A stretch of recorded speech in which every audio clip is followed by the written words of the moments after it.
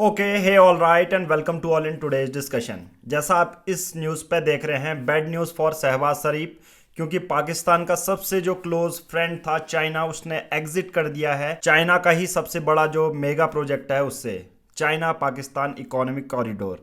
और इसके चलते हुए पाकिस्तान अब जा चुका है एशियन डेवलपमेंट बैंक के पास कि हमें $2 बिलियन का लोन चाहिए। ठीक है, ये देखेंगे क्या है पूरा प्रोजेक्ट, और साथ साथ में सीपैक को भी देखेंगे, चाइना पाकिस्तान इकोनॉमिक कॉरिडोर क्या है और चाइना के क्या कारण रहे, क्यों पाकिस्तान से इतने क्लोज टाइप के बाद अब वो आगे की फंडिंग नहीं दे रहा है। साथ ही साथ हम ये भी देखेंगे कि अभी पाकिस्तान में जो चाइना के प्रोड्यूसर हैं, इलेक्ट्रिसिटी प्रोड्यूस करते हैं, सिंपल भाषा में कहूँ तो बिजली ट्रांसफ़र करते हैं पाकिस्तान को, उनके बचे हुए पैसे भी अभी पाकिस्तान नहीं चुका पाया है। तो बहुत सारे रीजन हैं इस पूरे आर्टिकल से रिलेटेड। तो स्टार्ट करते हैं आज का डिस्कशन। साथ ही साथ एंड में हम एक क्वेश्चन भी आपसे पूछेंगे एमसीक्यू, जो कि आपको आंसर करना है एट द एंड में। तो स्टार्ट करते हैं आज का पूरा डिस्कशन।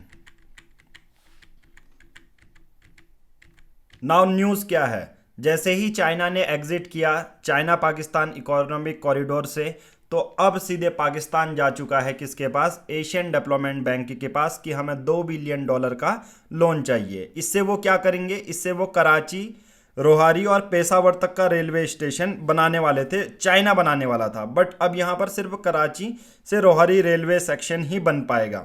अब ये मेन लाइन प्रोजेक्ट 1 है। सबसे पहले हम जानते हैं चाइना पाकिस्तान इकोनॉमिक कॉरिडोर है क्या। आप मैप में देख रहे हैं, सबसे नीचे आप देखेंगे तो कराची आता है, उसके बाद आप देखेंगे रोहरी आएगा, उसके बाद आगे आगे देखेंगे पेशावर।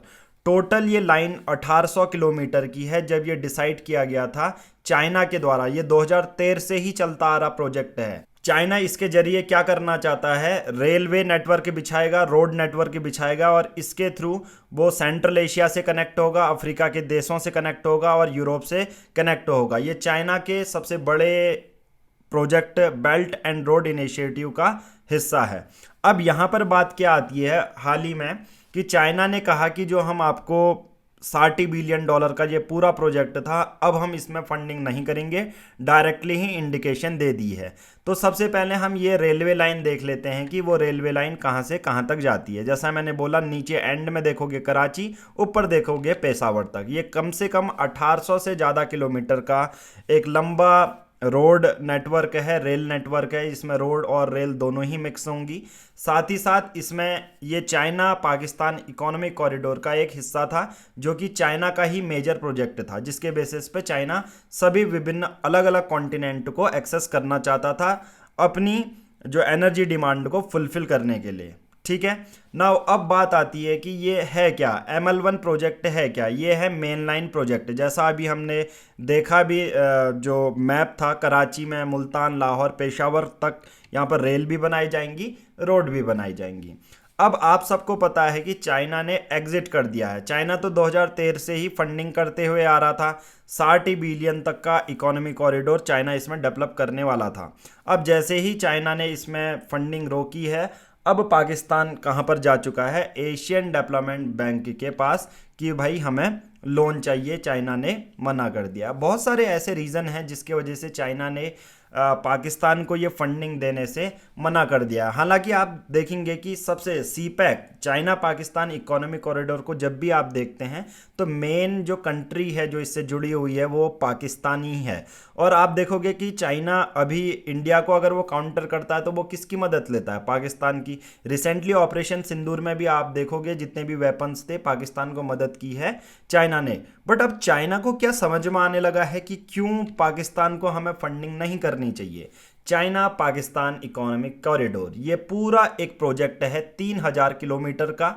चाइनीज इंफ्रास्ट्रक्चर, इसमें रोड बनाएंगे, रेलवे बनाएंगे, और बहुत सारे विभिन्न डेवलपिंग देशों में तो इसमें पोर्ट भी बनाने की बात की गई थी। ये चाइना का बहुत बड़ा प्रोजेक्ट देखने को मिलता है। इसमें अफगानिस्तान भी जो है शामिल है ना। अब ऐसा क्या हुआ जिसमें चाइना ने, बोलते हैं, रिपब्लिक न्यूज़ इसको पब्लिश करता है कि चाइना ने एक खंजर घोंपा है पाकिस्तान पे, और पाकिस्तान ने जल्दीबाजी में दौड़ के कहाँ गया है, एशियन डेवलपमेंट के पास, कि हमें क्या चाहिए, लोन चाहिए।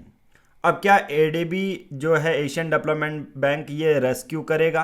पाकिस्तान ने तो बोला है कि हमें $2 बिलियन का लोन चाहिए, हमें अपने जो रेलवे प्रोजेक्ट है उनको अपग्रेड करना है। और ये जो प्रोजेक्ट अगर आप देखोगे तो ये सिर्फ ये जो एशियन डेवलपमेंट बैंक के पास जाएंगे, ये कराची से पेशावर तक नहीं जाएगा।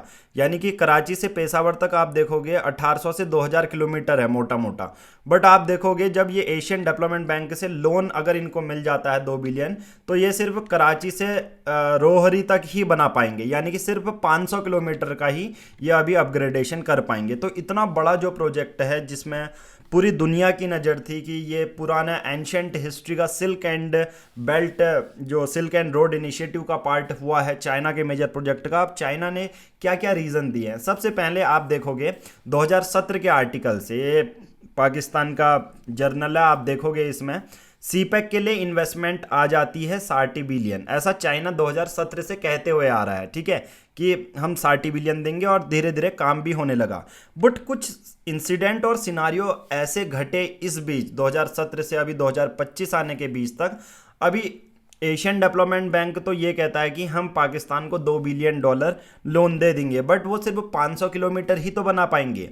अब मैं रीज़न की ओर बढ़ते हुए जाता हूँ कि चाइना का क्या रीज़न हुआ कि उसने पाकिस्तान को डायरेक्ट ही सिग्नल दे दिया कि हम आपको अब इस प्रोजेक्ट में फंडिंग नहीं देंगे। हालांकि ये चाइना का सबसे दिल के करीब वाला प्रोजेक्ट था, आप देखेंगे, आपने हिस्ट्री भी इसकी पढ़ी होगी। बट अब यहाँ पर आप देखोगे पाकिस्तान ने डिसाइड किया, ये न्यूज़ अभी अभी की है पिछले मंथ की, कि हम जो 100 बिलियन हमारे पे कर्जा है, किसका, चाइना के जो प्राइवेट कंपनी है जो इलेक्ट्रिसिटी प्रोड्यूस करती हैं, बिजली बेचती हैं, सिंपल भाषा में कहूँ तो बिजली बेचती हैं पाकिस्तान को, उसका कर्जा अभी तक पाकिस्तान ने चुराया, मतलब पाकिस्तान का नाम आते ही चुराया आ जाता, चुकाया नहीं है, ठीक है। और अभी भी ये बोलते हैं कि अगर हम 100 बिलियन चुका भी देंगे तो ये 25% ही होगा जितना उनके पास कर्ज हो चुका है। अब साथ साथ एशियन डेवलपमेंट बैंक से ये पैसा लेके आए कि हमें अपग्रेड करना है, इंफ्रास्ट्रक्चर अपग्रेड करना है।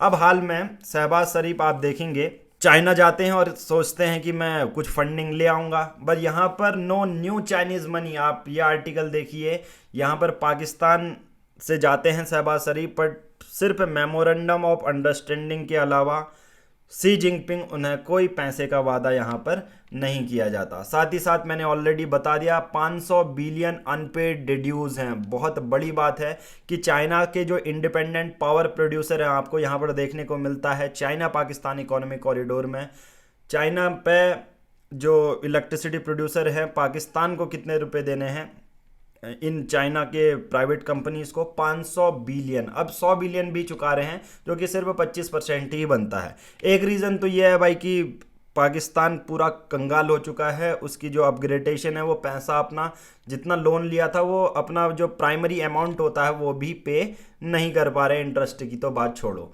सेकंड रीज़न यहाँ पर दिया जाता है कि हाल में ही बहुत सारे आप देखेंगे कि अटैक होते हैं। अब यहाँ पर डिप्लोमेसी और डबल स्टैंडर्ड देखो, डिप्लोमेसी चाइना की, चाइना तो प्रेशर दे रहा है शहबाज शरीफ पे कि जो चाइनीज़ वर्कर्स पे इतने ज़्यादा अटैक हो रहे हैं। चाइना ने एक बार धमकाया डायरेक्टली कि आप जो हम लोग इन्वेस्टमेंट कर रहे हैं तो चाइनीज़ वर्कर्स को इतनी सेफ्टी क्यों नहीं मिल पा रही है, राइट। तो उन्होंने ये बोला कि सी जिनपिंग तो डायरेक्ट कॉल करके बोलते हैं कि शहबाज शरीफ से आप चाइनीज़ वर्कर की सिक्योरिटी को बहुत ज़्यादा इम्प्रूव करें। अब यहाँ पर दूसरा रीज़न सिक्योरिटी थ्रेट ही आता है, और इसके बाद पाकिस्तान ने बोला भी कि हम प्लेस करते हैं कि हम सिक्योरिटी इनहेंस करेंगे। बट आपको देखने को मिलेगा बहुत सारे चाइनीज़ वर्कर इंजीनियर पर हमला हुआ, और साथ ही साथ आप पाकिस्तान का एरिया देखेंगे तो वहाँ पर बहुत बड़ा इशू आता है इस चीज़ को समझने में, ठीक है। पाकिस्तान में जो बलूचिस्तान वाला रीजन है वहाँ पर बहुत सारे गोल्ड माइंस हैं, बहुत सारे मिनरल रिसोर्सेज हैं। तो पाकिस्तान ये चाहता है कि जल्दी से जल्दी हमारा जो ये कराची से पेशावर तक की लाइन है वो जुड़ जाए, ताकि हम वहाँ के मिनरल्स को और ज़्यादा एक्सप्लॉइट करें। अब वहाँ के लोग अनएम्प्लॉयड हैं, जॉब उनके पास नहीं है, तो वो लोग भी क्या करते हैं सरकार के खिलाफ और चाइना गवर्नमेंट है उनके अगेंस्ट ये स्टेप लेते हैं। अब बात आती है कि क्यों ऐसा हो रहा है कि चाइना का इतना बड़ा बेल्ट एंड रोड इनिशिएटिव जो है अब गिरते जा रहा है, with no coherent plan and no end in sight. आपको देखने को मिलता है। देखो चाइना कितनी तरफ से अलग अलग कॉन्टिनेंट को जोड़ना चाहता है। ये सिल्क एंड रोड इनिशिएटिव है, जिसे अभी हाल में ही बेल्ट एंड रोड इनिशिएटिव के नाम से भी जाना जाता है। 2013 से 60 बिलियन से ज़्यादा फंडिंग की इसमें बात होने वाली थी, बट अभी नई फंडिंग वो पाकिस्तान को नहीं दे रहा है। उसी बीच इंडिया क्या कर रहा है? इंडिया बहुत तेज है। इंडिया अपनी ग्लोबल सप्लाई चेन को यहाँ पर बढ़ाने की बात कर रहा है। जैसे एग्रीकल्चर के बाद जो दूसरे सबसे बड़े लार्जेस्ट एम्प्लॉयर इंडिया में है वो टेक्सटाइल इंडस्ट्री में है। हालांकि अभी हमें अपने ट्रेड रूट्स को डाइवर्ट करना होगा, क्योंकि यूएसए ने तो हमें हमारी ज़्यादातर टेक्सटाइल और ज्वेलरी सेक्टर को ही हर्ट हुआ देखने को मिलता है। 50% टैरिफ जो लगे हैं, तो अपने ट्रेड रूट्स को हमें डाइवर्सिफाई करने की बात है। हालांकि इंडिया अपने ग्लोबल सप्लाई चेन को और ज़्यादा बूस्ट तो कर ही रहा है। अब यहाँ पर यूरोपियन जो थिंक टैंक हैं, जो यूरोपियन जर्नल्स हैं, उनका क्या कहना है इस पूरे सिनारियो में? आप देखेंगे उन्होंने तो सिंपल भाषा में यही बोला कि जिस तरह से ईस्ट इंडिया कंपनी ने भारत को कॉलोनाइज किया, अब वैसे ही चाइना कॉलोनाइज करने वाला है। At the end Pakistan to end up being colonised by all weather friend China.